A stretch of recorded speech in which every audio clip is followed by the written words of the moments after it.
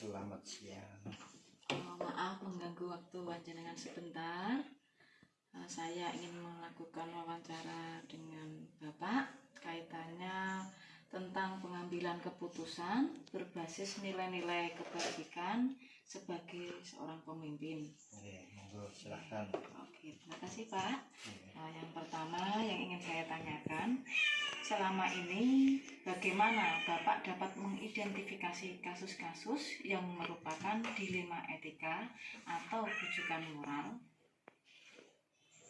Ya, saya sebagai pemimpin di sebuah SDN Durango ini, pasti semua kasus-kasus akan timbul dengan sendirinya.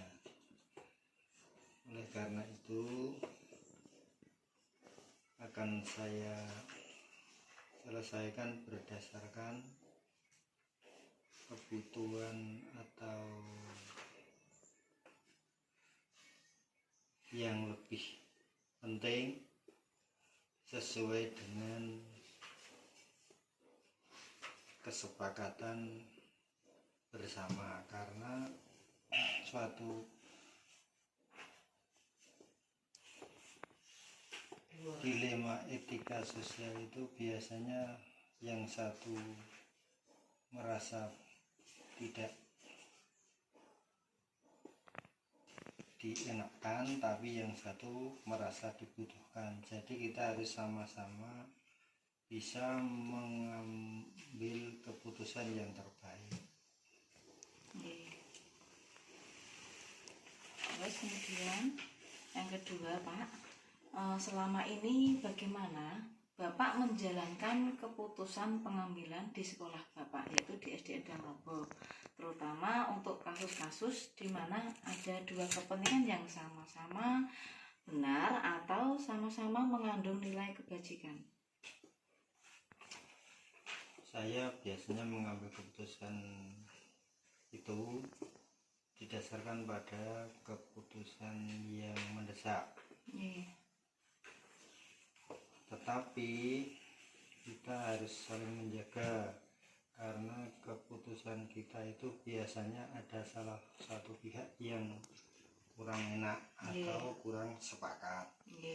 Maka kita harus mensosialisasikan dulu bersama-sama agar tidak menimbulkan suatu masalah yang baru. Berarti istilahnya nganu nggih Pak, kita melakukan diskusi dulu, rapat nggih, istilahnya rapat dirapatkan dulu. Bagaimana baiknya ngoten nggih Pak nggih? Disesuaikan dengan kebutuhan, disesuaikan dengan kebersamaan. Maksudnya yang lebih penting mana? Oh nggih, siap Pak. Yang penting tidak menimbulkan permasalahan baru. Nggih, betul sekali. Yang ketiga, langkah-langkah atau prosedur seperti apa yang biasa Bapak lakukan selama ini? Yang biasa kami lakukan, kita menggunakan satu berdasarkan kebutuhan yang kita dasarkan pada kebutuhan sekolah. Yang kedua, agar tidak banyak menimbulkan suatu masalah baru, kemudian kita sosialisasikan dan kita ambil keputusan itu agar semua kebutuhan kita terpenuhi, tetapi masalahnya tetap bisa diatasi. Berarti dirapatkan untuk mencapai kesepakatan bersama nggih Pak nggih, agar tidak menimbulkan konflik baru. Tidak menimbulkan konflik baru, maka kita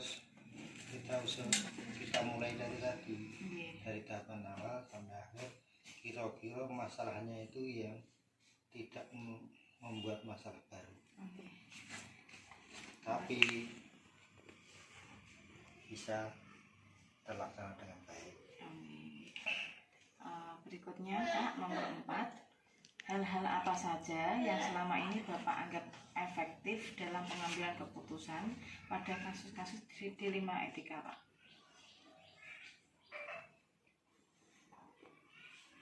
kasus pengambilan keputusan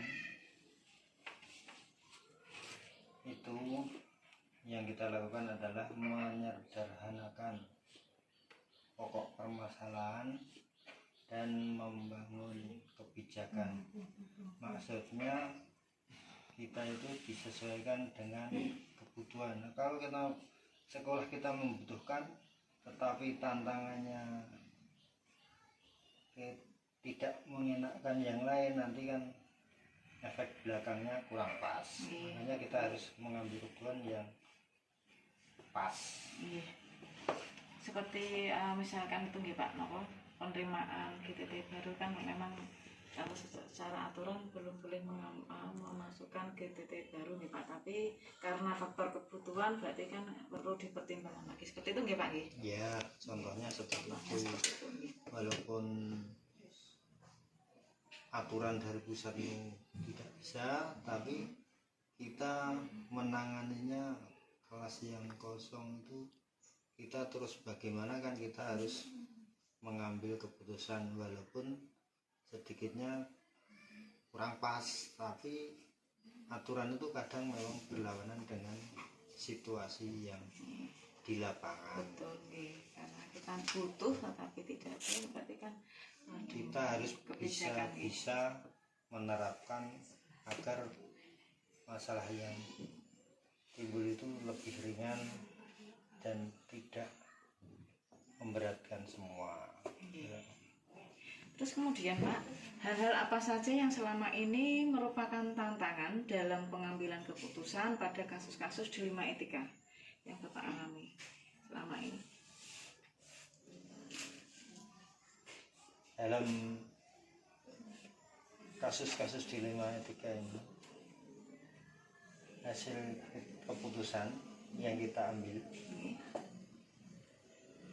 mungkin ada pihak-pihak yang kurang pas atau kurang ikhlas. Namun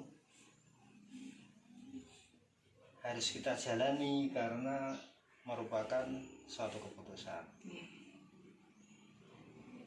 Ya bagaimanapun kita harus tetap istiqomah dalam menjalankan keputusan yang sudah kita sepakati, walaupun berat seperti apa ya kita harus sepakat, kita harus mengambil keputusan secara ikhlas, secara istiqomah. Jadi tujuannya untuk kepentingan bersama, untuk kebaikan bersama, untuk kebaikan bersama dan mencapai tujuan keputusan misi kesukaan bersama ini. Terima kasih. Untuk kemudian yang keenam, apakah Bapak itu memiliki tata kelola? Tata kelola itu jadwal Pak, jadwal tertentu dalam penyelesaian kasus etika tata kelola dalam penyelesaian kasus etika D5.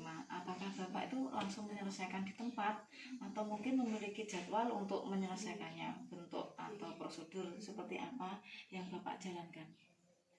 Kalau dalam kasus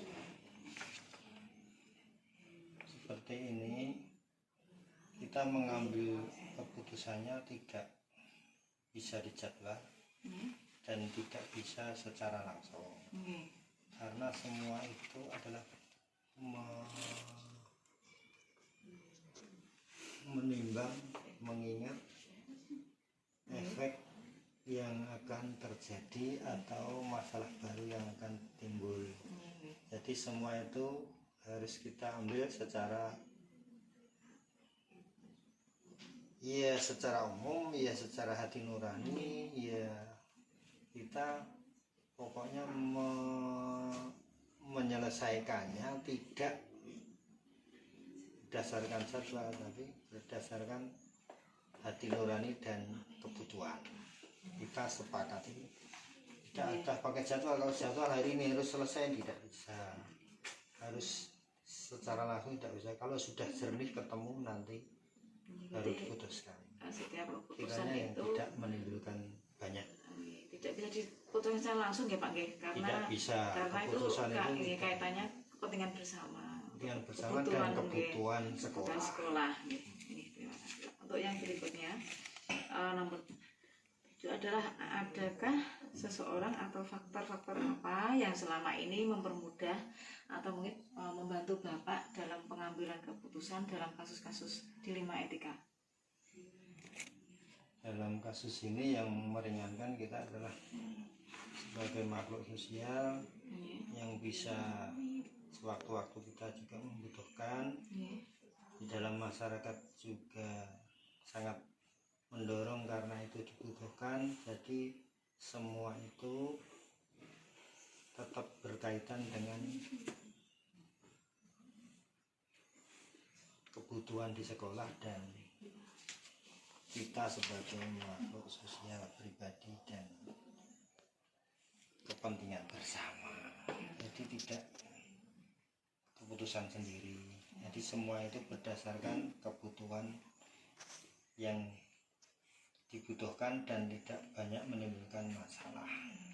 Berarti kalau misalkan yang membantu mempermudah Bapak dalam pengambilan putusan, jika ditanya siapa atau enggak, semua guru ya Pak, nih semua rekan-rekan guru di sekolah Kita mau ngambil keputusan di sekolah SD 2 Nglopo ini semua berdasarkan semua anggota sekolah, ya, termasuk komite dan dewan guru, karyawan-karyawati, karena kita tidak bisa bekerja sendiri, semua berdasarkan keputusan bersama atas pertimbangan pribadi dan kepentingan umum, terutama kebutuhan sekolah yang sekiranya tidak menimbulkan masalah-masalah yang baru. Jadi untuk mengatasi kasus tersebut memang di sini misalkan kaitannya dengan kebutuhan guru dan sebagainya itu memang kita tetap harus konsultasi dengan komite ya Pak, ya, karena tetap tidak bisa kerjasama dengan betul. anggota sekolah. Untuk yang terakhir Pak, pertanyaan dari saya, Ya. dari semua hal yang telah disampaikan, pembelajaran apa yang dapat Bapak petik dari pengalaman Bapak mengambil keputusan dilema etika? Semua itu nanti adalah untuk kepentingan peserta didik, terutama untuk menjamin terlaksananya pendidikan di sekolah dan membina kita dalam hidup bermasyarakat agar kita hubungan sosial dengan yang lain itu tetap baik, terjamin dalam kehidupan sehari-hari, kita tenang dan bisa menerapkan disiplin bareng-bareng. Semua keputusan itu harus didasarkan pada sosial dan hati nurani. Berarti itu nih Pak, kesimpulannya itu kita itu dalam memutuskan keputusan itu tidak bisa diambil secara langsung, walaupun itu kondisinya mendesak nih Pak. Berarti harus sesuai dengan hati nurani kita, kesepakatan bersama, karena itu tujuannya juga untuk kebutuhan sekolah. Berarti kan kita selanjutnya berarti kita tidak sebagai pemimpin harus bijaksana Pak. Harus bijaksana, tidak bisa mengambil keputusan itu dilaksanakan secara pribadi. Nanti akan menimbulkan masalah baru. Jadi untuk kebaikan kita selanjutnya dalam memimpin instansi ini, karena kalau untuk pribadi nanti saya pulang kan tidak enak, berarti ini tidak, pokoknya untuk kepentingan bersama agar tidak menimbulkan masalah baru, dengan teman juga tidak ada masalah, dengan masalah dilema yang kita hadapi akan lebih baik, terselesaikan lebih cepat, tidak menimbulkan masalah yang baru. Terima kasih Bapak. Itu tadi wawancara yang saya lakukan kepada Bapak kaitannya tentang pengambilan keputusan berbasis nilai-nilai kebajikan sebagai pemimpin. Terima kasih meluangkan waktu untuk saya Pak. Mohon maaf jika ada kata-kata yang tidak berkenan di hati Bapak. Mohon maaf yang sebesar-besarnya. Oke, saya juga terima kasih. Semoga pelaksanaan kegiatan yang Ibu wawancarkan ini akan bermanfaat selanjutnya kepada anak didik, kepada rekan kerja, dan kepada keluarga, tidak akan menimbulkan masalah baru. Amin. Kepada anak didik juga akan lebih baik kepada Terima kasih. pengajar guru. Terima kasih Bapak.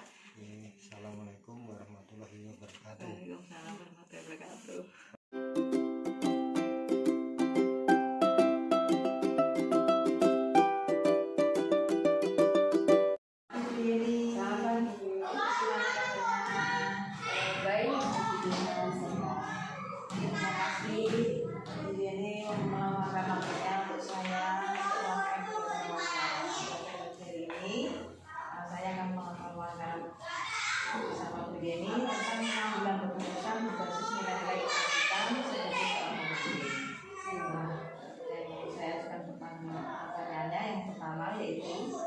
Selama ini bagaimana Ibu dapat mengidentifikasi kasus-kasus yang merupakan dilema etika atau rujukan moral?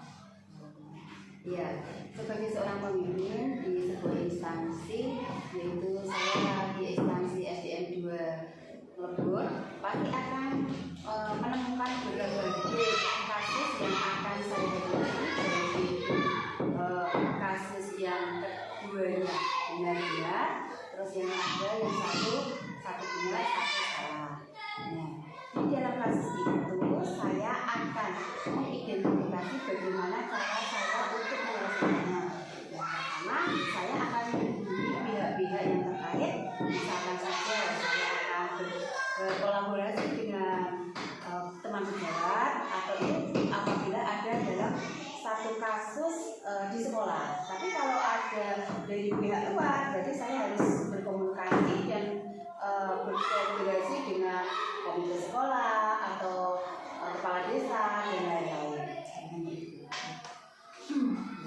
Untuk yang kedua, selama ini bagaimana Ibu menjalankan keputusan pengambilan di sekolah itu, terutama itu untuk kasus-kasus di mana ada dua kepentingan yang sama-sama benar atau sama-sama mengandung nilai kebajikan. Untuk kasus dilema ITK, saya akan mempertimbangkan kedua hal yang sama-sama benar. Tersebut membentuk faktor apa dan dari pihak mana. Apabila kepentingan perorangan atau banyak orang akan mengandung nilai-nilai kebenaran atau kesetiaan, rasa adil, terus belas kasih, ataupun berdampak untuk saat ini atau seterusnya. Intinya saya akan memberikan suasana yang nyaman tentang pada kasus tersebut. Selain berkomunikasi harus juga menciptakan suasana yang nyaman di luar sekolah.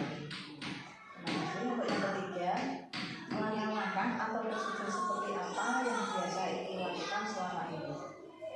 Prosedur, ya. Yang pertama, saya akan menggunakan hati nurani. Suara hati nurani saya. Kalau saya harus memilih kebenaran yang paling kecil atau resikonya yang paling besar, manfaatnya saya harus melakukan dengan mempertimbangkan kepentingan peserta didik. Jika kasus ini berhubungan dengan peserta didik, ya saya harus berpikir berpikir bagaimana caranya supaya peserta didik itu bisa menyelesaikan masalahnya dengan baik. Nah, berdasarkan prinsip berbasis hasil akhir, terus lagi berpikir berbasis peraturan dan lain-lain. Nah, saya harus melaksanakan sesuai dengan aturan-aturan tersebut. Tahap berikutnya untuk investigasi dengan memeriksa kembali fakta-fakta terus kebenaran yang saya temukan, saya baru bisa membuat keputusan. Terus lagi setelah mengambil keputusan itu saya harus melaksanakan dengan penuh tanggung jawab. Itu yang kedua. Karena kalau kita sebagai pemimpin kalau tidak bijak, intinya bijaksana dalam mengambil keputusan, agar tidak merugikan dari pihak manapun.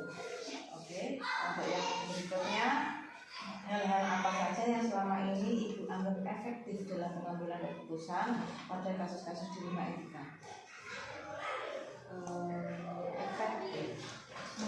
Yang saya lakukan adalah dengan menyederhanakan pokok permasalahan dan membangun kebijakan. Hanya itu. Berarti ini Bu, yang utama itu adalah membangun kebijakan. Iya, kebijaksanaan ya. kita harus bisa toleransi pertama. Betul. Untuk berikutnya, hal-hal apa saja yang selama ini merupakan tantangan jenengan dalam pengambilan keputusan pada kasus-kasus di rumah etika? Artinya ada tantangannya gitu. Berpikir dulu. Bisa diulang pertanyaannya. Oke. Hal apa saja yang selama ini itu merupakan tantangan panjenengan dalam mengambil keputusan pada kasus-kasus di rumah etika? Iya. Dalam hasil keputusan itu kita mungkin bisa menemui ya dari pihak-pihak mana ada yang tidak menerima sepenuhnya, terus ada lagi yang bisa menerima tapi ada rasa kecewa di dalamnya karena tidak sesuai dengan keputusan. Ya, proses untuk memahamkan seorang yang tidak percaya itu saya harus memberikan penerangan. Oh, saya harus, misalkan orang itu harus punya rasa ikhlas menerima dan menjalankan keputusan. Jadi mereka itu menjadi sebuah tantangan saya memberikan rasa ikhlas. Bagaimana cara menerapkan rasa ikhlas itu di dalam diri Bapak Ibu, misalkan ada yang bermasalah ya tidak termasuk Bapak Ibu, termasuk juga siswa. Saya harus memberikan, oh siswa ini, oh ya ini saya salah, saya akan menerima, misalkan saya ada keputusan yang tidak sesuai dengan kehendak saya, tapi itu merupakan keputusan musyawarah, saya harus menerimanya dengan ikhlas. Nah, untuk tetap tetap bersyukur pada Tuhan dan menjalankan keputusan itu dengan sebaik-baiknya yang telah disepakati. Itu ya, karena keputusan itu harus kesepakatan untuk kebaikan bersama-sama. Iya. Artinya kalau ibu memiliki jadwal tertentu dalam penyelesaian kasus etika di rumah etika, apakah ibu itu langsung menyelesaikan sementara atau sementara untuk menyelesaikan bentuk atau seperti apa yang ibu jalankan? Kalau jadwal saya tidak menjadwalkan. Ya. Karena dalam apa? Menyelesaikan sebuah kasus, saya melihat prioritasnya dulu. Mana prioritas permasalahan yang harus saya hadapi dulu, yang saya harus selesaikan dulu, terus ada lagi yang diutamakan. Jadi saya bilang ini, yang diutamakan yang harus diselesaikan di tempat itu juga. Terus kalau bisa ditunda, kita tunda.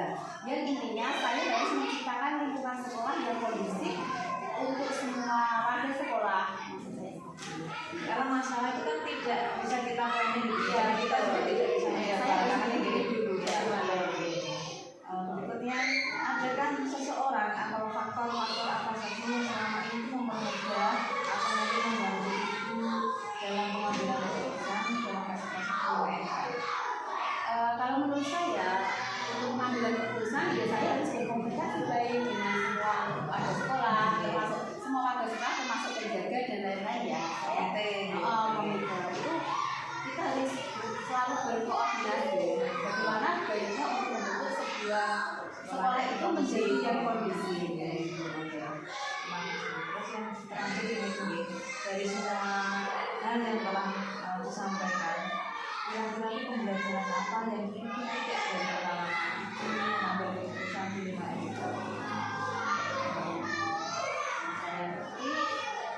Ini susah Bu. Hasil endingnya itu ya.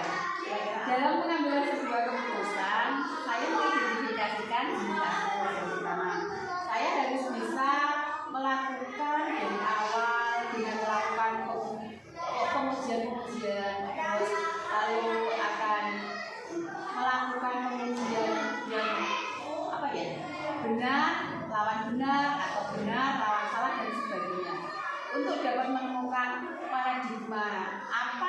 yang saya lakukan, saya lihat keputusan itu bisa diambil sesuai dengan prinsip-prinsip yang tidak merugikan siswa. Bukan siswa saja, kalau siswa ya merugikan dari permasalahannya ya, ada siswa atau ada apa ya, guru ya guru. Ini berarti saya simpulkan bahwa dalam pengambilan keputusan berbasis nilai-nilai kebajikan sebagai selanjutnya itu yang pertama kita menggunakan hati nurani gitu kan ini. Yang kedua kita bijaksana dalam mengambil keputusan, tidak boleh egois memakai pendapatnya sendiri. Kita harus mengkomunikasikan dengan teman sejawat dan lingkungan permasalahan supaya terjadi sekolah yang kondusif, untuk menciptakan sekolah yang kondusif yang nyaman untuk kita semua bekerja. Terima kasih.